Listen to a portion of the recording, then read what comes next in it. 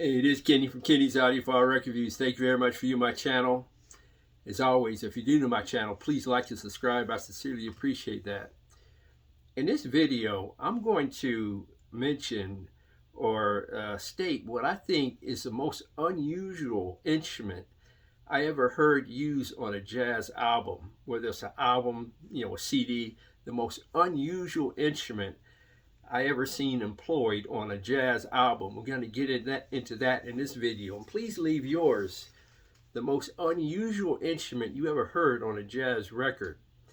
And there are many candidates for that. And I'm going to mention a few before I get to the one who I think is used the most unusual instrument on a jazz record or CD in a minute. But I'm going to give some candidates for that crown. For example, here's an example. Alice Coltrane.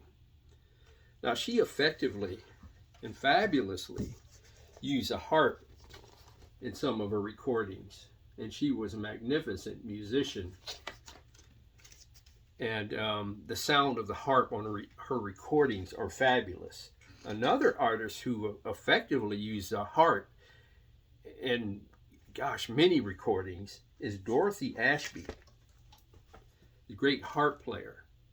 She also played on, several other genres. She was on Stevie Wonder's Songs of the Key of Life album. I think the song "If It's Magic" is, I believe that's the name of the song. She played the harp in that song, I believe. But she was a beautifully talented harp player, and she really magnificently integrated her harp playing in the world of jazz. What a great she was, Dorothy Ashby. This is a very nice album, by the way. Another one, now this instrument I'm about to mention is not a rare instrument that you hear in music, at least globally in all the genres, but in jazz it's used, but not that often. And it's used by a great musician, an underrated musician called Toots Thielemans. Toots Thielemans. Now, Thielemans played the guitar. Also, he would, hum and whistle. Actually, I say whistle to a lot of the songs on his albums. And he was a great musician. But he was a very effective harmonica player. And I love his harmonica playing on his albums in the past. I discovered him in high school, and I've been a fan of his ever since. Toots Thielemans, harmonica player. Another unusual instrument that was used in jazz, before I get to the main one, and that's by an artist, a jazz musician called Art Van Dam, and he effectively and creatively played the accordion on jazz records. Now, when you think of a jazz group, well, you have, a lot of traditional jazz group they might have a trumpet player, a saxophone player, was tenor, alto sax, like I said, a piano player, drummer, a bass player, a guitar player, and what have you. But you're rarely going to hear an accordion player play in a jazz setting. And Art Van Dam was really, really great at that. And his records are pretty good. This was on Columbia Records. And I have several of his records. What a great musician he was. Art Van Dam integrated the accordion in jazz. But the one, at least in my mind, which is the most unusual instrument that I've ever seen or heard employed on a jazz record or CD, is by an artist named Rufus Harley. And Rufus Harley played the bagpipes on several jazz records. This CD comprises of 4 of his Atlantic Records albums. Now, this is a 2 CD set, and it covers 4 of his Atlantic albums. I'll show you the back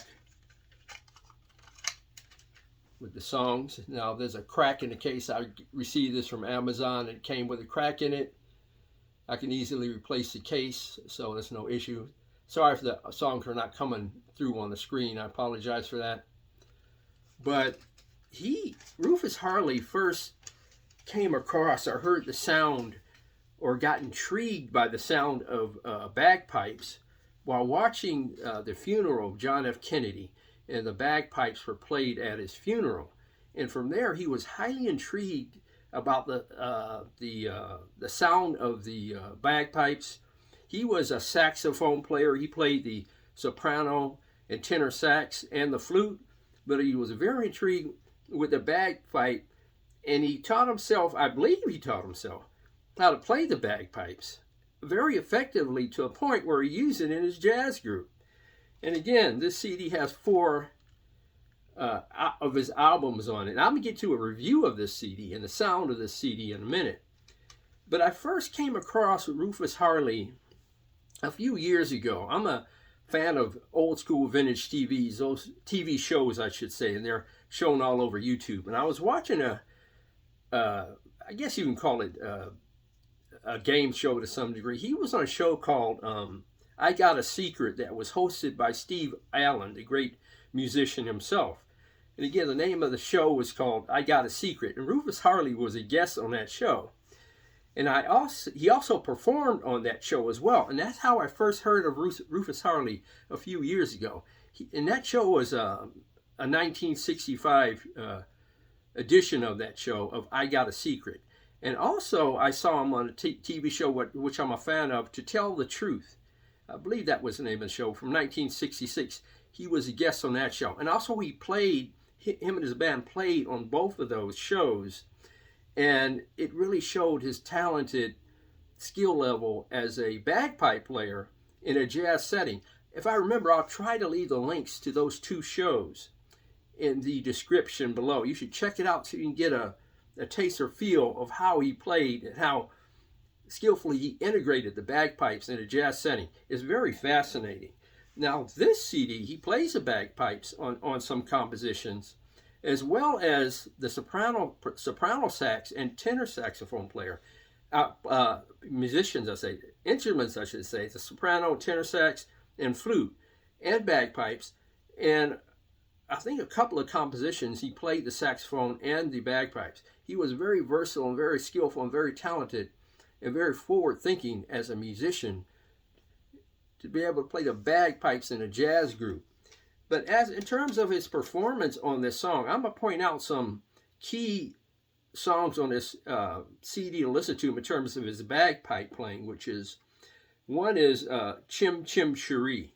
That is a really nice song where he integrated the bagpipes in the jazz group. It's really great. Another song is called Sunny. That's a really good song on here, which he, really beautifully, mixed in the bagpipes into that jazz composition of Sunny. And another one on here is called A Tribute to Courage.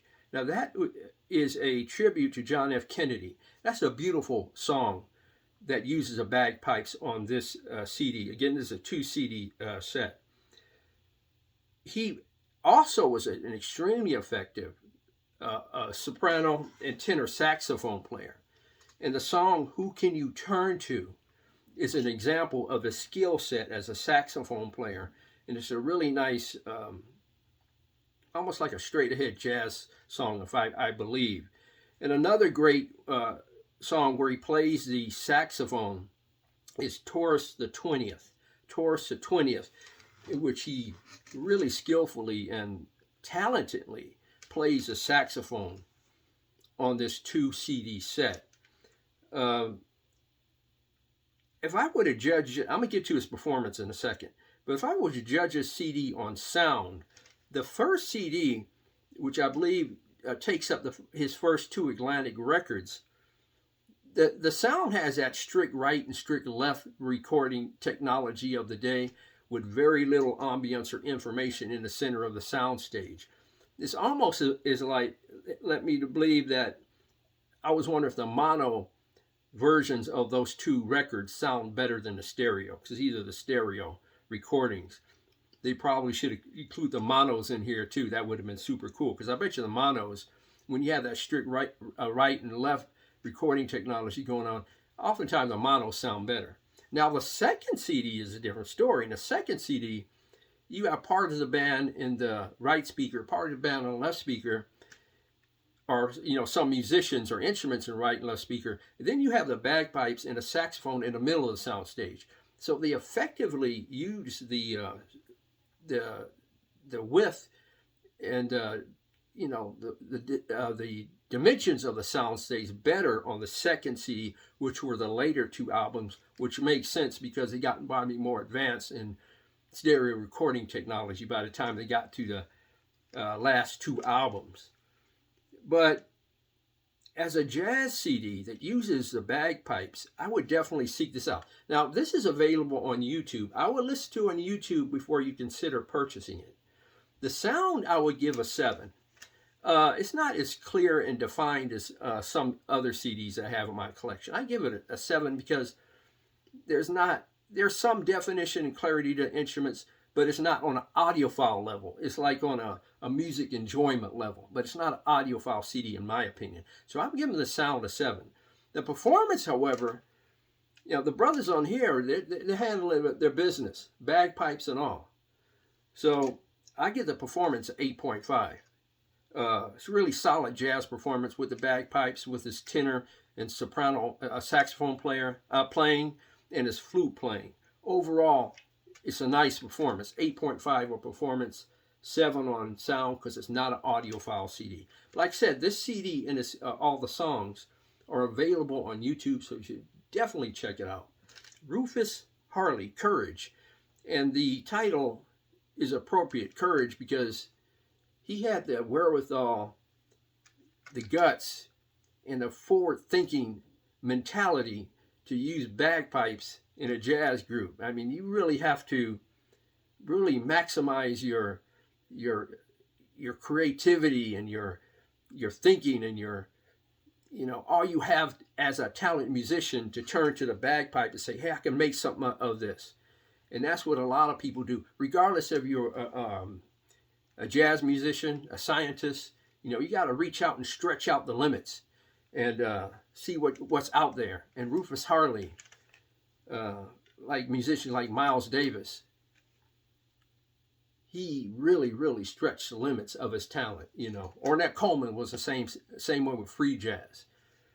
Rufus Harley, Courage. I strongly suggest you listen to this on YouTube.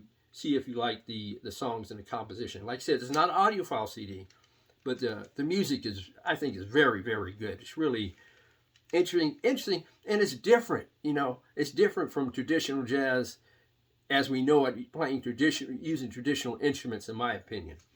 Highly recommend you listen to this on YouTube. Please leave your most unusual instrument you've heard on a jazz album or CD or live performance. Please leave that in the comments section below. Please like and subscribe. That'll help my channel out. I really appreciate that. Thank you very much for viewing my video. God bless, strong love, and please keep the love and peace worldwide.